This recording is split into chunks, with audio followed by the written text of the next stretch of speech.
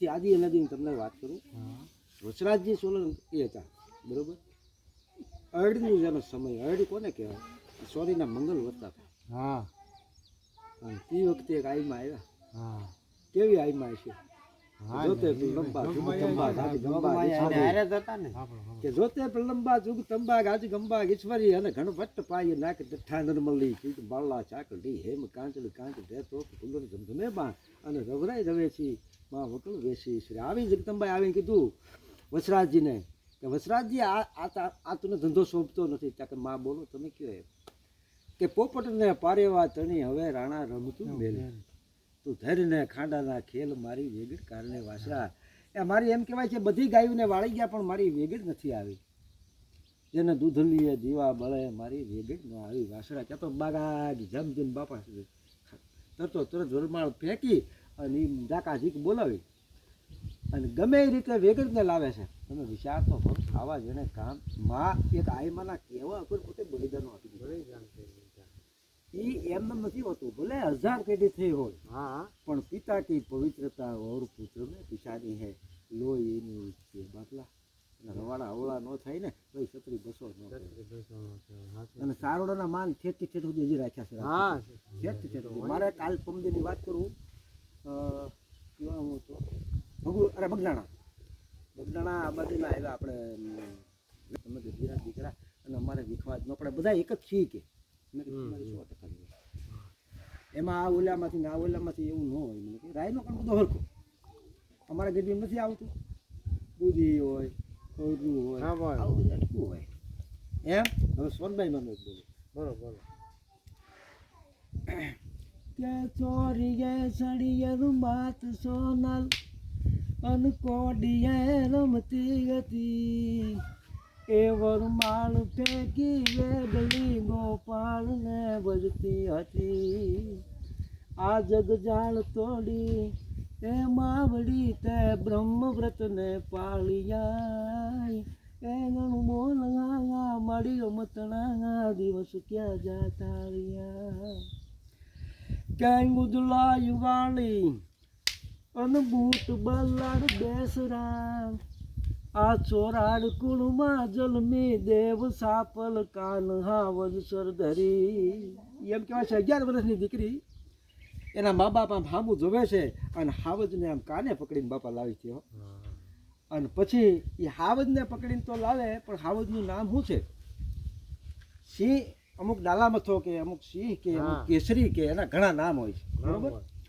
એટલે એ સિંહ જે આવ્યો ને અને આ પ્રસંદા બોલવા મીડા ભાઈઓ પહાડની હેલી જામી કે અષાઢ લોંબી ગયા ગંબારું વાદળું બેવડું મહલાર મહેલીએ લાગણ હેલીએ નીર ચલે ન ચલે અને ઇન્દ્ર ગાજ ગાને સાદુલે સર પ્રાસટી વાજ છુણી વનરાય એ કાળાના હવામંડળની માલિપા વીજળીના મીડા હેલા થવા અને 50 કરોડ પૃથ્વીની માથે બાપા ધ્વજમાર પાણી પીડ્યું અને સાદુળા નામનો સાવજ ગાંડીગીરની માલિપા દર વર્ષે જલમેન દર વર્ષે મરે છે. હજી હાલને તાકે શું લેવા આ આભા મંડળમાં વીજળી કડાકા થાય ને ત્યાં એ સિંહને એમ થાય કે મારા કરતા મોટો કોણ છે? મરી જાય 12 મહિને આને કેસરી છે એ હાદળો હાવે જેને કહેવાય. એટલે આ બધું ભાઈ નેક ટેક ધર્મ આ બધું વિશ્વાસ એની માલિપા બધું કમાણેલું છે. બાકી બધું દુનિયાની માલિપા બધું મિથ્યા છે. પણ તમે સત્ય જીવો ને એટલે ભગવાન તમારી ભેળો છે. નરસિંહ મહેતાને કહો કે કીધું તમારા દીકરાના લગ્ન છે તો મારો હરી કરે છે. તમારા દીકરાને કે મૃત્યુ છે તો મારો હરી કરે છે. કાંઈ ખબર નહીં. દુઃખમાંય હરી ને સુખમાંય હરી એને નરસિંહ મહેતો કહેવાય. આપણે બીડી પતાઈ ગયેલી ભૂલી જાય તો મારું નરસિંહ મહેતા નરસિંહ મહેતા ક્યાંના હતા? નરસિંહ મહેતા જુનાગઢના. એ તો જ્યાં ભૈયા ત્યાં આઈને તળાજાના. આ તો એમ પછી પૂરા નથી ખબર. એમ કૃષ્ણ ભગવાન આવ્યા ન્યાલે સ્થાપના કરી ભોળાનાથ ન્યાલે પછી જુનાગઢ ભાગી છે. આપણને ભગવાને હાથ પગ આપ્યા, બરોબર. હાથ પગ શું લેવા આપ્યા એ કાગ બાપુ લખ્યું કે કર દીધા તને સુપરત કરવાન દિન ને દેવા દાન હાથે તે જાજાઈ કરેલા એ જાન. હાથે કોઈનું ખરાબ ન કરવું એટલે જાન શબ્દ બોલે. હાથે તે જાજા કરે ના જાન, હાથે તે હરામના સાખ્યા વાલા સામે રોગના રાખ્યા. ભગવાનના મંદિર સુધી કોઈ દી ગયો નથી. એ જ રે લોકના નાથ હવનું સારું કરીએ એવું કોઈ દી બોલ્યો નથી. તો આ દેહ આપણને હું ભગવાને બસ ખોટો જ આપી દીધો. મનુષ્યનો અવતાર છે ને દુર્લભ અવતાર છે. ખુદ ભગવાનનો દેહ આપણને સુપ્રત કર્યો. પણ તમે એવા કર્મો કરો, એવા કર્મો, કોઈ દુઃખી માણસ હોય તો રોવાને બે આંસુ દેજે. તમે વિચાર તો એના દુઃખમાં તમે ભાગ લ્યો તોય મોટું ડોનેશન છે. કોઈ સુરદાસ માણસ રોડે આપણને મળે આંખ્યું વગરનો ને એમ કે ભાઈ મારે 2 કિલોમીટર જવું છે તો ગાડી લઈને ઠેઠ પુગાડી દે, એ મોટું ડોનેશન. એટલે ઘણી રીતના પુણ્ય હોય છે. પણ માણસ એક એવું પાત્ર છે કોઈ વસ્તુ સમજી નથી શકતો. કારણ કે બુદ્ધિ તત્વ આપ્યું એનો માણસ ગેર ઉપયોગ. અમારે આ શેઠ ગારિયાદાર ઉધી જાય શનિ રવિમાં વાંય કોકને નાખતો જ જાય. માણસ હોય છે હું કહે તારે દારૂડિયા દાદા છે ઈ ધ્યાન રાખું, હું એ ધ્યાન રાખું. નકર એ પડે ને તને પાડે, બેન પાડે. આમ શારો જોઈને તરત પારખી લેવાનો. માણસ શારા ઉપર જોવે. આપણી વાણી જો પવિત્ર હશે તો ભગવાન આપણી ભેગો રહે. વાણી કોઈ દી અવિવેક વપરાય નહીં.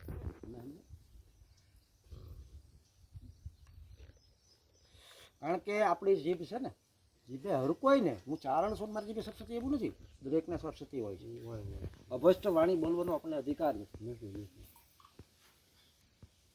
અને અમારે તો શું છે ચારણો ને વશ થઈ હાથ ધોઈ નાખ્યા એમ કે ચારણ થી તો હોય દે. ચારણ તો ભાઈ પહેલેથી છે ને એવું અમારે એટલે લાકડા ને ઘોડે ભગવતી આ કઈ હું આ જીભા અટાણે કાંઈ હાથ નથી એવી. કારણ કે ગલટાઈ બધું ઓ મારી હરજ કરી નાખી. 600 વીઘા ખાતી હતા એટલે હેલિકોપ્ટર 600 વીઘા અમારી પાસે બધી એની ઠેઠ આયા આ ભાસ્કરભાઈ ના ખૂણા હોતી એની ઠેઠ ધારે થયો. આ બંગલો આખો અમારામાં કરીમ બધી ઠેઠ પછી સોકવાના હિમાડા હોતી આમ સોકો નહીં. પણ ભાઈ 600 વીઘા ખાતી હતા. ઓલાને એટલી રહેશે ને આપણે પાતો આપણને એટલી પાતો આપણને અમારી પાસે એ ઓલા પાતો આપવા પાતો વાળી નથી. અમારી જહા આપવાવાળી જહા આપવાના સહાતીમાંથી હિતર વીઘા બધી બરોબર. પાણેજના છે એ બરોબર નારાયણભાઈ બસ હિતર રહી. હા મારા સરને 8 દિવસના ઉજાગરા કુંવરને એમ કે હવે આપણા કવિરાજને બોલાવો અને ત્યાં એને આપણી કુંવરની બધી વ્યાખ્યા કરે ને તો આના ગુણ આવે. કવિ કાગ બાપુ બોલાય. હા કવિ કાગ બોલાય. એ પારણામાંથી એ સુણવી જેન વસગોગીલોની વાત એ જ નીંદરમાં આંખ ઘેરાણી અનવાલી લાગે કાગની વાણી એ જ નીંદરમાં આંખ ઘેરાણી અનવાલી લાગે કાગની વાણી. હે બાપ તું કેમ હૂતો નથી? તારા કુળમાં કેવા થયા મુખડાજી ગોહિલ હમીરજી ગોહિલ જેને કહેવાય દેપાળ દે જેવા થયા. પછી કે છે કે ચારણ ને ચારણી જેદી દોહર દૂત્યા અન દે પણ દે ધરામ ગંબાડો એ જ ગોહિલનું બિરાજ છે ન્યારું અન ગંગા જળ કુળ તમારું એ જ ગોહિલનું બિરાજ છે ન્યારું અન ગંગા જળ કુળ તમારું. આવા જને એમ કહેવાય છે કે જ્યારે સોમનાથની સખાત હતી અને તે વખતે પહેલા જો કહેતા હોય તો હમીરજીની ધજા ચડે. હા હમીરજી એ પછી બધા કાર્ય થાય. એમને વિચાર તો કેવા ક્ષત્રિયો હશે જેને માથાના બલિદાનો આપી દીધા. જાકાજીક એમ કહેવાય છે કે જમણી પહાડીએથી જ્યાં ઘાવ કરે ત્યાં ડાબી પહાડીએ ઉતરી જાય ને ડાબી પહાડીએથી જ્યાં ઘાવ કરે જમણી પહાડીએ ઉતરી જાય. જેમ વાડા વાવતો વાઘરી એ તરબૂચની જેમ ડગલી લઈ લે એમ માથા મેળો લેવા ત્યારે એ સોમનાથ બેસી. એમ નામ નથી બીજું ભલા માણસ લોહીના એમ કહેવાય છે કોહ વિયા ગયા હતા. પાટણના સોલંકી હતા બધા હોય ને આ રીતે જેને સમર્પણ કર્યા કેટલા ભેળા કર્યા હતા એને. અને ત્યારે એ દાદો પબ કે ગણ ભૂતળ તે બાદાઈ બંગર કામ સુજાળન નાત કરે જી કામ સુજાળન નાત કરે. આવો ભોળિયો નાત ત્યાં બેઠો છે કે રત પ્રતન કે પીવત નિત ભાંગે કોણ પૂછત હે જો શીર શિવ નોધર ગંગે. ઈ ભોળિયો નાથ ઈ ભાંગનો લોટો પીધો હોય ને એને નશો આવે એવો નશો એનો શબ્દોનો હતો. એટલે કીધું કે હિમાલયના શિખર માથે બેઠો હોય અને આ દ્વારકાધીશ એમ કહેવાય છે નંદ બાવાને નિહળે બેઠો હોય, એ ગુગવાટા કરતો હોય અને તે વખતે ભોળિયોનાથ આમ હામું જોવે છે કે આજ બ્રહ્મનો અવતાર થઈ ગયો લાગે બાપ. ત્યાં ગંધ ઘોર છે ધ્યાન લગ્યો, દોર છે ધ્યાન લગ્યો, અને નટકી દીપક કો ધ્યાન લગ્યો, અને પતંગ પન હારી કો ધ્યાન લગ્યો. જીવ એક છે ને ખોળિયા જુદા છે. ભોળિયોનાથ ત્યાંથી હિમાલયના શિખરમાંથી હડી કાઢતો આવે છે. અને કેમ આવે કે હાથમાં ત્રિશુળ લઈ, હાથમાં ડમરું લઈ, ડડાંગે ડડાંગે ડડાંગે હાડાડમ કાડાડમ બ્રહ્માંડ હાલ આખી ધરતી ધૂજવા મળી છે. કે હાડાડમ કાડાડમ બ્રહ્માંડ હાલે અને દડડમ દડડમ દર દાખર દાખ બજે જઈએ દસ દાખર દાખ બજે ભોળિયોનાથ હાલ્યો આવે. અને આ જહોદામાં આકડા થાય છે. એ કે આ ગોરી બાવો આવે છે, મોટી મોટી જટા છે, અને મારા દીકરાને ભરખી જાય. કૃષ્ણ ભગવાન ખોળામાં છે, પણ કૃષ્ણ એને ખબર નથી મારા દીકરાના દર્શન કરવા આવે. આ કવડો ગણાય. એટલે કાગ બાપુ લખ્યું એ જી અહીંયા બીવે છે, એ જી બીવે જોને મારો માવો રે, દાઢિયાનો બાવો આવ્યો રે.